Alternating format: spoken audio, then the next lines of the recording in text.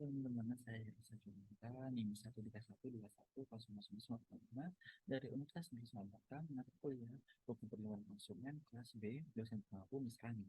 Di sini kita sedikit berdiskusi tentang perbandingan hukum, di mana kali ini topik perbandingan hukumnya adalah perbandingan asas legalitas antara negara Indonesia, negara kita, dengan negara Korea Selatan. Asas legalitas sendiri dalam KUHP dirumuskan dalam pasal 1, ayat 1 dan ayat 2, di mana pasal 1 ayat 1 berbunyi bahwa tiada suatu perbuatan dapat dipidana kecuali atas kekuatan aturan pidana dalam perundang-undangan yang telah ada sebelum perbuatan itu dilakukan.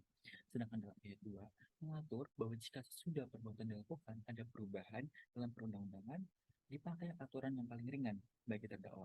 Ketentuan asas legalitas ini sebagai wujud kepastian proses hukum yang untuk melindungi individu dari kesewenang-wenangan penegak hukum di Indonesia.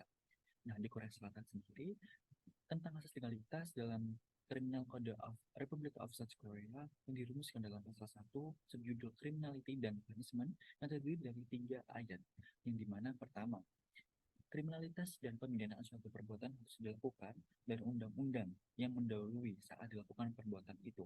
Yang kedua, apabila suatu undang-undang berubah setelah suatu kejadian dilakukan dan mengakibatkan perbuatan itu tidak lagi merupakan suatu kejahatan, ancaman pidana atas kejahatan itu menjadi lebih ringan daripada yang ditetapkan oleh undang-undang lama, maka undang-undang baru harus ditetapkan. Yang ketiga, jika suatu undang-undang diubah setelah penjatuhan pidana di bawah undang-undang lama dan telah mempunyai kekuatan hukum tetap, dan undang-undang baru itu membuat perbuatan itu bukan lagi merupakan delik pidana, maka pelaksanaan pidana dapat dikurangi dan dihapuskan. Nah, apa sih tujuan kita membahas topik ini?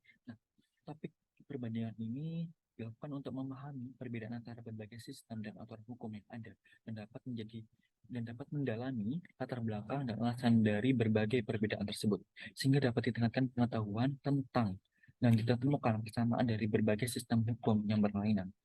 Perbandingan hukum pidana bersama pidana mempunyai peran yang sangat penting serta mempunyai banyak manfaat, baik secara teoritis maupun praktis, yaitu dapat mendukung perkembangan ilmu hukum dan pada umumnya dan hukum pidana pada khususnya, serta dapat memberikan masukan positif dalam usaha pembaruan hukum pidana.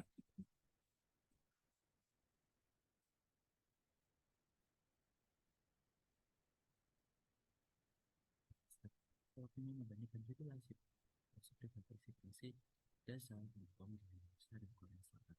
Yang pertama, sistematika KUHP yang terdiri dari 3 buku dan 569 ayat, yang dimana buku 1 memuat tentang aturan umum, buku 2 tentang kejahatan, dan buku 3 tentang pelanggaran.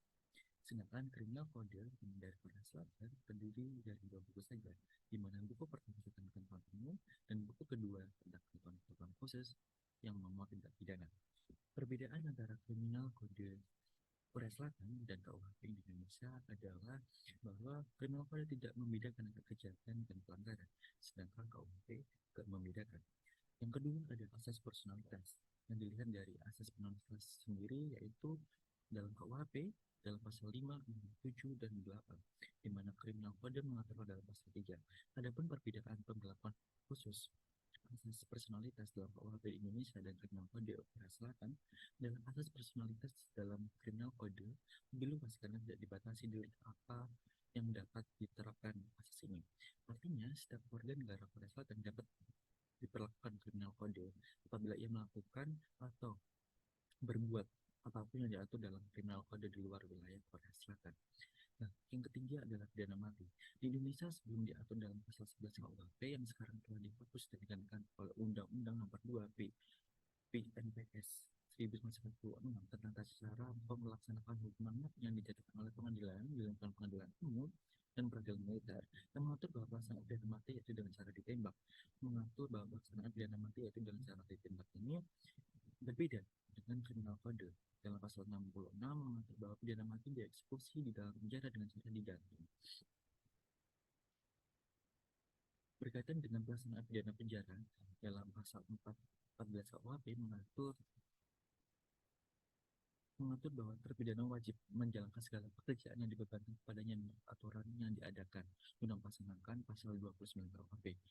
Pasal 29 KUHP sendiri mengatur pembentukan peraturan lebih lanjut terkait pelaksanaan pidana penjara di luar KUHP.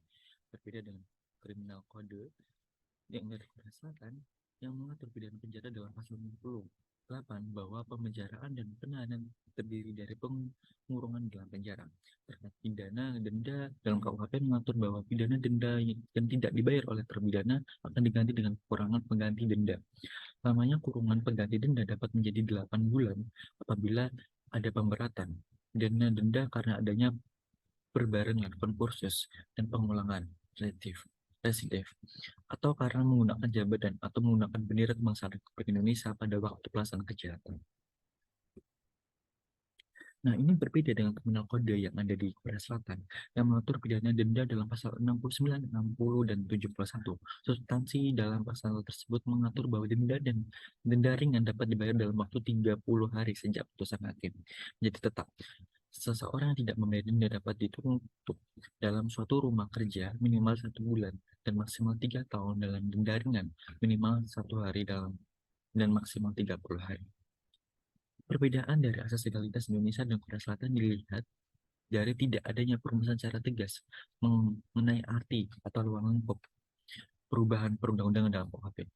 Maksudnya bahwa tidak mengatur akibat hukum jika terjadi diskriminalitas, baik itu pada saat putusan belum ingkrah maupun saat putusan setelah ingkrah dan terpidana sudah menjalani pidana.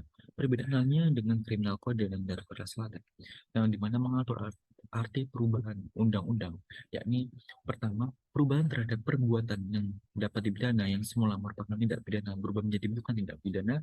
Diskriminalisasi dalam hal ini mengatur secara jelas dan tegas akibat hukum terkait dengan diskriminalisasi. Yani jika diskriminalisasi terjadi pada saat putusan belum ingkrah, maka yang digunakan adalah undang-undang baru akibat tindak pidana. Pasal 1 ayat 2 Kriminal Kode.